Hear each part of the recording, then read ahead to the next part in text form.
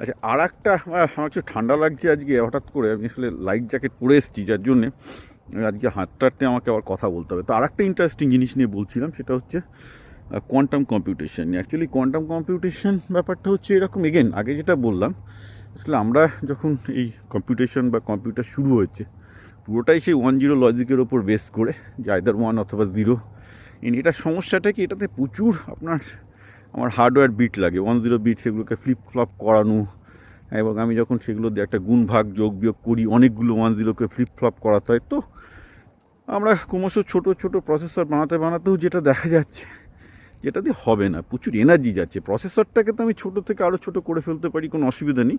তো সমস্যা হয় কি, প্রসেসরগুলো বিটগুলো 1 থেকে 0, 0 থেকে 1 উল্টাতে যেটুকু সামান্য এনার্জি লাগে, সেটাই যখন আমি পেটা স্কেলে করতে যাই, মেগা স্কেলে করতে যাই, প্রচুর এনার্জি লেগে যাচ্ছে। ফলে এখানেও সেই এনার্জি এফিসিয়েন্সির জন্য স্কেল আপ করা যায় না।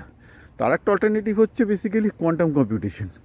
কোয়ান্টাম কম্পিউটেশন একটু অন্যরকম, এখানে বিটগুলো 1-0 স্টেট 1ও থাকতে পারে, 0ও থাকতে পারে, কিন্তু অনেক প্রবাবিলিস্টিক স্টেট হয়। তার জন্য কী হয়, যেমন একটা খুব হলে একটা 100 কিউবিটের সিস্টেম, 100 কিউবিটের যেটাকে আমরা কোয়ান্টাম বিট বলি, তার 2^200 একটা বিশাল অ্যামাউন্ট অফ কম্পিউটেশন স্টেটে নিয়ে যেতে পারে, যার জন্য আমরা অনেক রকমের কম্পিউটেশন করতে পারি, পারমুটেশন কম্বিনেশন অনেক বেশি বলে।